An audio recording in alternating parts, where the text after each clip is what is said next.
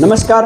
आज हामी class 11 doctor BBS second year को लागि अनि general proper and adjusted trial balance यहाँनिर हामीलाई एक्जाममा कम्पलसरी आउँछ एडजस्टेड ट्रायल ब्यालेन्स चाहिँ र सजिलो पनि छ। यो एडजस्टमेन्ट भनेको चाहिँ यहाँनिर केही इन्फर्मेसन दिन्छ। जस्तो हामीले अकाउन्टिङ प्रोसेस गर्ने क्रममा सबैभन्दा पहिला संस्थाको डे टु डे अपरेटिङ ट्रान्जेक्सनको रेकर्ड गर्छौँ। त्यो चाहिँ जर्नल एन्ट्रीको पार्ट हो।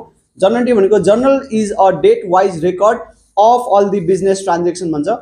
बिजनेसमा जति पनि एक्टिभिटिजहरु हुन्छ, बिजनेस रन गरिसकेपछि त्यहाँ सामान किनेको हुन सक्छ, सामान बेचेको हुन सक्छ, इम्प्लोइलाई स्यालेरी दिएको हुन सक्छ, घरबेटीलाई रेन्ट तिरेको हुन सक्छ, एडभर्टाइजमेन्ट गरेको एडभर्टाइजमेन्टको पैसा तिरेको हुन सक्छ, कसैलाई सर्भिस दिएर सर्भिस त्यहाँनिर हैन इन्कमहरु जेनेरेट गरेको हुन सक्छ। ती सम्पूर्ण त्यहाँ जति पनि एक्टिभिटिज हुन्छ, जति पनि ट्रान्जेक्सन हुन्छ एउटा बिजनेस अर्गनाइजेसनमा, ती बिजनेस अर्गनाइजेसनमा भएका सम्पूर्णको डेट वाइज रेकर्ड गर्यो र ती सम्पूर्ण कुरालाई चाहिँ डेबिट र क्रेडिट गरेर छुट्याएर रेकर्ड गर्यो भने त्यसलाई चाहिँ हाम्रो जर्नल एन्ट्री भन्छ। एउटा अकाउन्टिङ प्रोसेसको पार्ट हो यो है।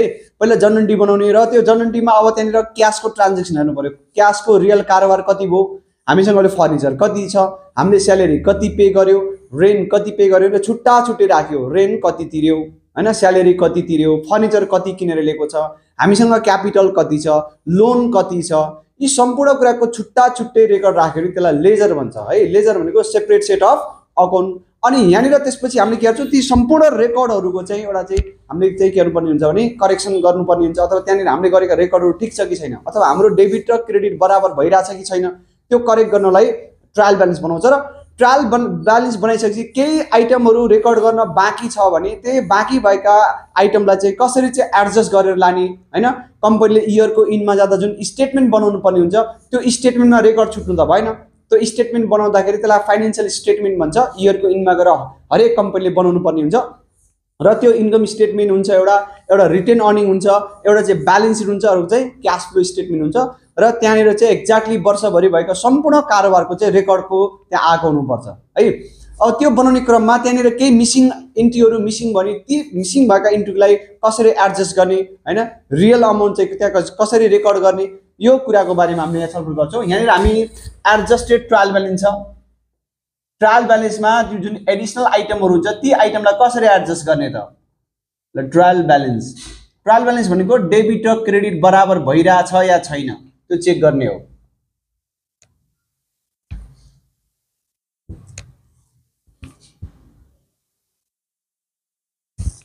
ल यहाँनिर डेबिट र क्रेडिट करेक्सन गर्नु छ। अब यहाँनिर हाम्रो डेबिट र क्रेडिटको केही आइटम दिन्छ, यहाँनिर केही छुटिरहेछ, त्यहाँ अनएडजस्टेड भनेको जुन छुटेको इन्ट्री हो त्यो मिलाएको छैन भनेको है। ल ट्रायल ब्यालेन्स यहाँनिर चाहिँ यो कलमभित्र त्यो मिसिङ भएको आइटम छुटेको छ, त्यसलाई चाहिँ यसले एडजस्ट गरेको छैन। त्यसो अब के गर्ने त, त्यसलाई त मिलाउनु पर्यो, एडजस्ट गर्नु पर्यो, त्यहाँनिर एड गर्नुपर्ने होला अथवा त्यहाँनिर गएर लेस गर्नुपर्ने होला ती छुटेको आइटमलाई। एडजस्टमेन्ट भनेको रेकर्ड गर्न छुटेका आइटम। कतिपय आइटमलाई जोडेको हुनुपर्ने हुनसक्छ, जोड्नुपर्ने हुनसक्छ, कतिपयलाई घटाइदिनु पर्ने हुनसक्छ। अनि यो मिस्टेक भएको आइटमलाई करेक्सन गरेर यहाँ ल्याउने हुन्छ। यही इन्ट्रीलाई नै यहाँ भएको डेबिटलाई नै यहाँ डेबिटमा ल्याउने हो, यहाँ क्रेडिट भएकोलाई नै क्रेडिट लिने हो। फरक के छ भन्दा यहाँनिर केही आइटम रेकर्ड गर्न छुटेको थियो भने त्यो छुटेको आइटमलाई चाहिँ एडजस्ट गरेर ल्याउने हो। द एडजस्टेड ट्रायल ब्यालेन्स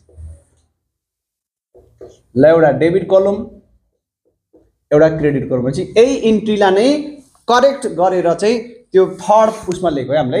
ल यहाँनिर पर्टिकुलर्स। अब 12 मा यसलाई वर्कसिट भन्छ र 12 मा यहाँ जतिवटा कलम बन्यो त्यति एक्स्ट्रा त्यहाँनिर इन्ट्री भन्छ है। र हामीलाई यहाँ क्वेसन छ यो पेज नम्बर 234 को 1 मा तपाईको स्क्रिनमा आउँछ, त्यसले समस्या हुँदैन यसमा। र एउटा तपाईलाई क्रेडिट कलमको केही सर्टन अमाउन्ट दिन्छ, एउटा डेबिटको दिन्छ। र डेबिट साइडमा जहिले पनि दुईटा कुराको रेकर्ड हुन्छ, एउटा एक्सपेन्सेस संस्थाले कति खर्च गर्यो र संस्थासँग अहिले एसेट्स कति छ। एसेट्स भनेको फ्युचरमा युज गर्न पाउने, जस्तो फर्निचर किन्यो भने फ्युचरमा युज गर्न पाइन्छ, संस्थासँग पैसा छ भने फ्युचरमा युज गर्न पाइन्छ, संस्थाले उधारो बेच्यो भने फ्युचरमा लिएर प्रयोग गर्न पाउँछ, संस्थासँग कम्प्युटर छ नि फ्युचरमा युज गर्न पाउँछ, त्यो चाहिँ एसेट्स भयो। अनि एक्सपेन्सेस भनेको युज गरिसकेको, सर्भिस लिइसकेको हैन। यहाँनिर चाहिँ जस्तो स्यालेरी 1 वर्षसम्म इम्प्लोइले काम गर्यो हैन, सेवा त लिइसक्यो नि त, 1 वर्षसम्म अर्काको पैसा लिएर ब्याज तिर्यो, 1 वर्षसम्म गरेको इन्स्योरेन्सको पैसा तिर्यो हैन, 1 वर्षसम्म इलेक्ट्रिसिटी युज गर्यो त्यसको पैसा तिर्यो हैन, 1 वर्षसम्म कसैको घर लियो त्यसको भाडा तिर्यो, 1 वैशाखदेखि चैतसम्म अथवा नेपालको आर्थिक वर्ष साउनबाट सुरु हुन्छ, त्यो साउनदेखि अर्को वर्षको असारसम्म जति पनि बिचमा कन्ज्युम भयो ती सबै खर्च। अब कुनै चिज फ्युचरमा गएर नि युज गर्न पाइन्छ नि, त्यो चाहिँ एसेट्स। ती एसेट्स र एक्सपेन्सेस जहिले पनि डेबिटमा हुन्छ र यहाँनिर हामीलाई अलरेडी डेबिट र क्रेडिट छुट्टाएको छ। लाइबिलिटिज र इन्कम क्रेडिटमा हुन्छ। एउटा क्यापिटल दिएको छ, यो क्यापिटल किन लाइबिलिटिज भयो भन्ने हुनसक्छ। अब एउटा हामीले बिजनेसलाई एक्सपान्ड गर्न, बिजनेसलाई ग्रो गर्नलाई पैसाको जरुरत पर्छ हैन, त्यो पैसा चाहिँ हामीले मार्केटमा भएका इन्भेस्टरलाई हैन लगानी गर्न लगाउने हो। मेरो कम्पनीमा इन्भेस्ट गर, तिमीसँग भएको एक्सेस पैसा मलाई युज गर्न देऊ, मैले बिजनेसलाई रन गर्दैछु, बिजनेस रन गर्नलाई मलाई पैसाको जरुरत छ, बिजनेसले फ्युचरमा गएर यति प्रफिट कमाउन सक्छ भनेर उनीलाई कन्भिन्स गरेर पैसा कलेक्ट गर्ने हो, अर्काको पैसा लिने हो भन्न खोजेको है। त्यसो भए त्यो इन्भेस्टरले यहाँनिर 3 लाख बराबरको लगानी गरिदिरहेछ ल, 3 लाख लगानी गरिरहेछ।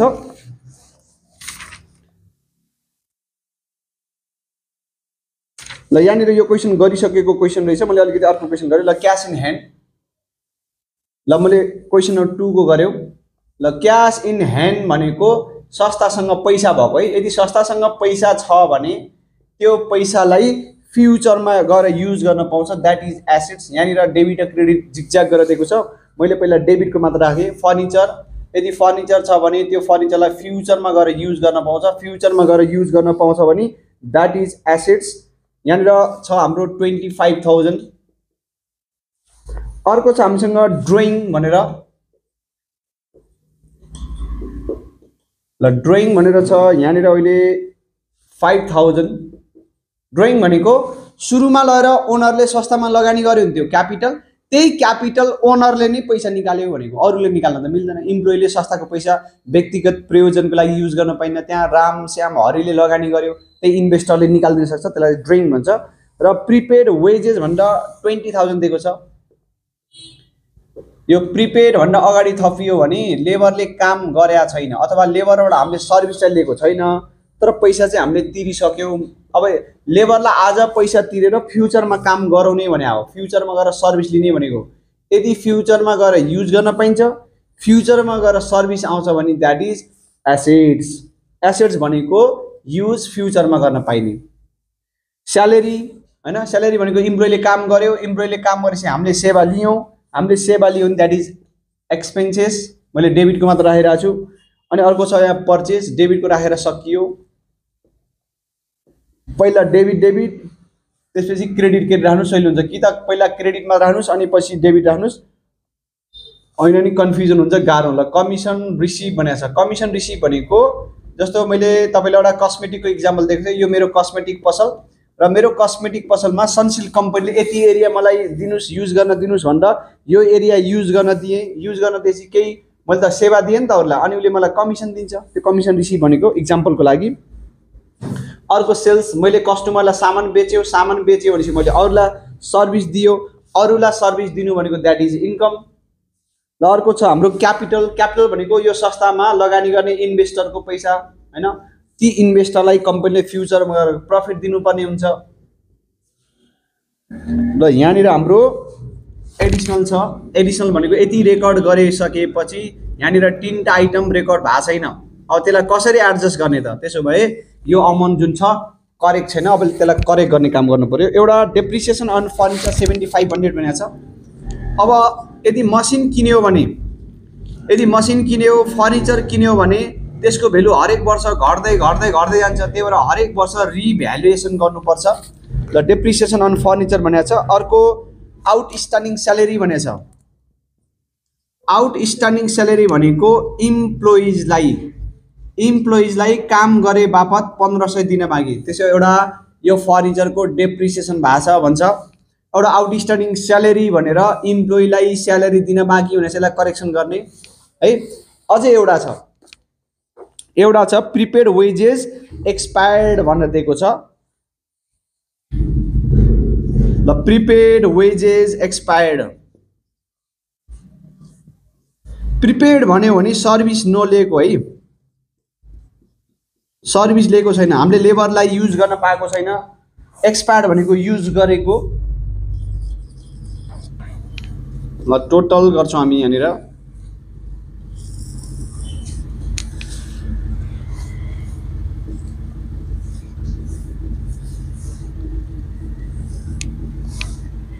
ल यो डेबिटको र यो क्रेडिट पहिला अनएडजस्टेड भित्रको अमाउन्ट चाहिँ उसले अलरेडी करेक्ट गरिदिइसकेको छ। यो चाहिँ टोटल गरिदिइसकेको छ 1,26,000 को ट्रान्जेक्सन भइसकेछ।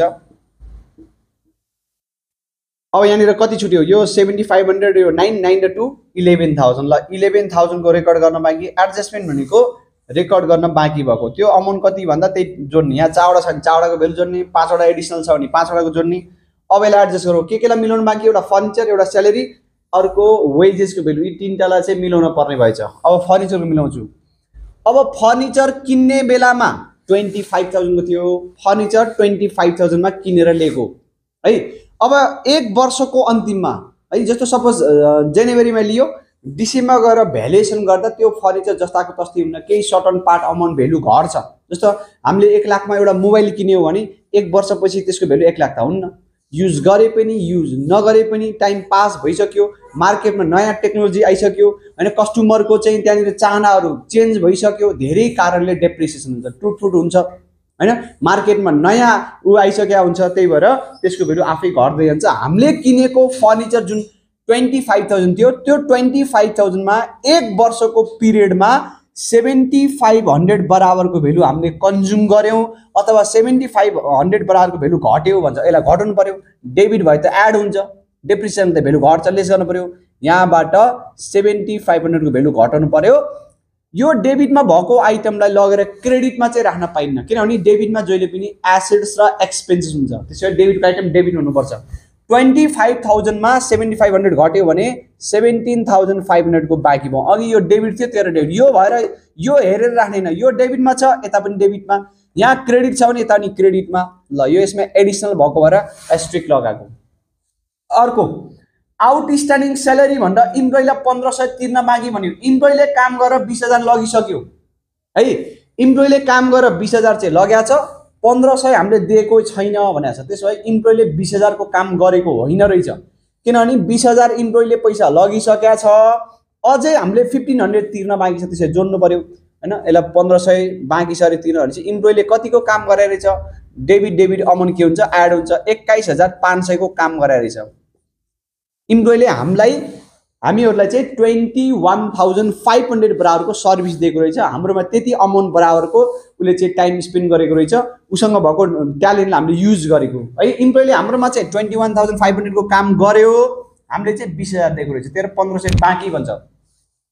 अर्को प्रिपेड वेजेस एक्सपायर भनेछ, लेबरले काम नगर्दै 20,000 लगेर गएको थियो है, लेबरले काम गरेर पैसा लग्यो भने चाहिँ त्यसलाई खर्च भन्छ, काम नगरिकन लग्यो भने त्यस्तोलाई खर्च भन्दैन। काम नगरिकन पैसा लग्यो भने त फ्युचरमा काम गर्न आउनुपर्छ लेबर, त्यो लेबरले हामीलाई फ्युचरमा सर्भिस दिन्छ, हामीले त्यो लेबरबाट फ्युचरमा सर्भिस पाउँछ, फ्युचरमा हामीले सर्भिस पाउँछौँ, फ्युचरमा गएर युज गर्न पाइन्छ, फ्युचरमा गएर कन्ज्युम गर्न पाउँछन्, द्याट इज एसेट्स। त्यसो भए लेबरले काम नगर्दै 20,000 पैसा लग्यो, पछि आएर 2,000 को काम गर्यो, एक्सपायर भनेको 2,000 को काम गर्यो, यानी कि हाम्रो खर्च भयो भनेको। त्यसो भए 20,000 मा 2,000 को काम गर्यो, खर्च भइसक्यो, त्यसो भए अझै उसँग हाम्रो 18,000 को पैसा बाँकी छ, उसले हाम्रोमा अझै 18,000 को काम गर्न बाँकी, ल छुटेको करेक्सन भइसक्यो, अरु जस्ता तस्तै सार्ने। ल डेबिटमा भएकोलाई डेबिटमा राख्ने, क्रेडिटमा भएकोलाई क्रेडिटमा। यो डेबिट थियो डेबिट, ड्रइङलाई केही गर्न परेन, डेबिट छ डेबिटमै,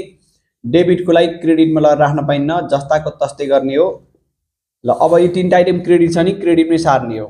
ल 1,000 75,000 अनि अर्को छ हाम्रो 50,000। अब के गर्ने, यहाँ तीनटा आइटम एडजस्टमेन्ट छ, एडजस्टमेन्ट भनेको यहाँ जतिवटा एडजस्टमेन्ट छ त्यतिवटा एडजस्टमेन्ट देख्नु पर्यो, त्यहाँ तीनटा एडजस्टमेन्ट हो नि त, तीनटा रेकर्ड गर्न छुटेको।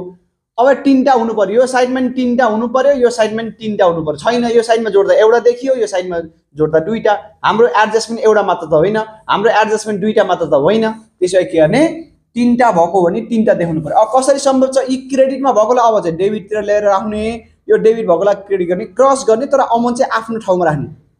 यो 7,500 को यही लाइनमा राख्नु पर्यो, 7,500 यहाँ क्रेडिट छ, अब यता डेबिट क्रस गर्ने, त्यसलाई यो 1,500 माथि कता छ डेबिट छ, अब यता क्रेडिटमा राख्ने, क्रस गर्ने है।